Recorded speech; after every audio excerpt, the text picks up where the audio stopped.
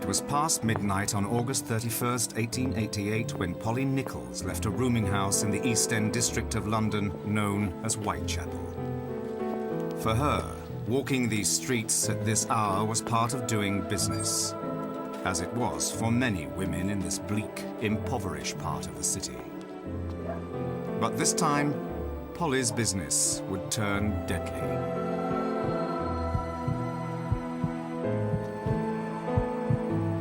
Somewhere in the darkness, she met a knife-wielding stranger with a ruthless motive. This stranger would kill repeatedly during the next 10 weeks, always suddenly, always silently. And with each victim grew a murderous legacy that spread suspicion, fear, and panic. And even now, arouses fascination.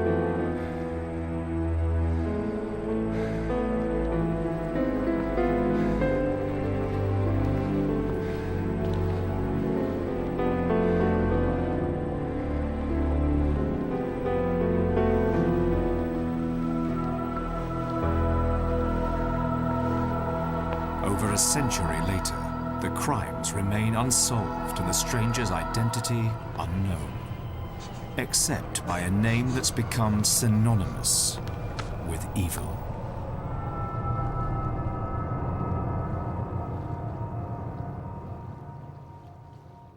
The discovery of Polly Nichols' body at 3:40 a.m. in Bucks Row was in itself no cause for panic in the East End of London. Crime was an everyday fact of life here, and women were not uncommon victims. Working class women were no strangers to violence.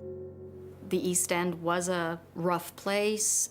Working class marriages were often abusive. Yet this killing did not have the look of a domestic dispute gone wrong. What set it apart was its savagery. The murderer made 2 deep cuts along Polly Nichols' neck, nearly severing her head from her body. She'd also been badly mutilated, with jagged incisions leading from her groin up to her breastbone. Still, even with a corpse, an approximate time of death, and knowledge of the weapon, the police had little to work with. Their inquiries produced no motive, no eyewitnesses, and no suspects. Within days, the search for Polly Nichols' murderer reached a dead end.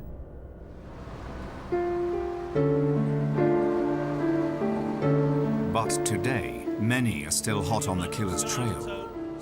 From around the world they come, drawn to hear the grisly tale of murder and mayhem.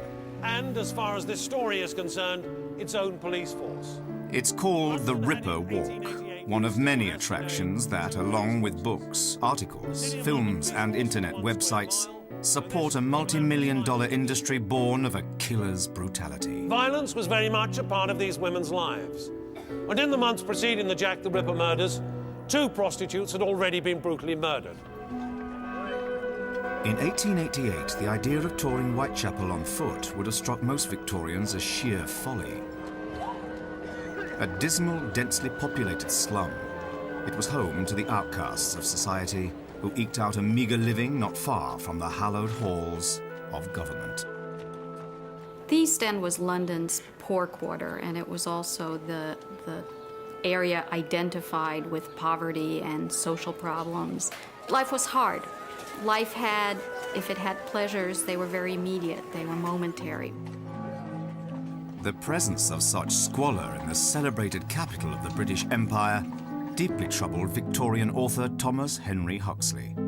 I assure you I found nothing worse, nothing more degrading, nothing so hopeless, nothing nearly so intolerably dull and miserable as life in the East End of London. You've got to sort of look at the East End as sort of a maze of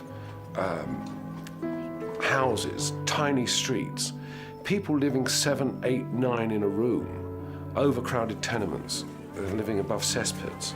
The children, 55% of them are dead before the age of 5. The women, they can't get work, so they prostitute themselves. East End prostitutes earned very little. It was a very shabby kind of prostitution, perhaps in a lodging house, often sexual encounters in the streets. So notorious was the area, it was known as the evil Quarter Mile. Now that same Quarter Mile draws amateur sleuths and curiosity seekers who walk many of the same streets and see many of the same sights as the world's first widely known serial killer. Most of the Ripper's victims were women in their 40s who, for one reason or another, had abandoned lovers, husbands, boyfriends, families, and taken to living on the streets. In appearance, their faces were puffy from drinking too much gin. They had cuts and bruises on their faces. They had teeth missing. You could buy an East End prostitute for 3 pennies, 2 pennies, or a loaf of stale bread. 9 days after Polly Nichols' murder on September the 8th, another brutal slaying occurred in Whitechapel. This time, the victim was a woman named Annie Chapman, an occasional prostitute who worked a local market area. Behind me is the old Spitalfields fruit and vegetable market, built in 1887, 1 year before the murders. And until it closed down some years ago, it was still one of London's main fruit and vegetable markets.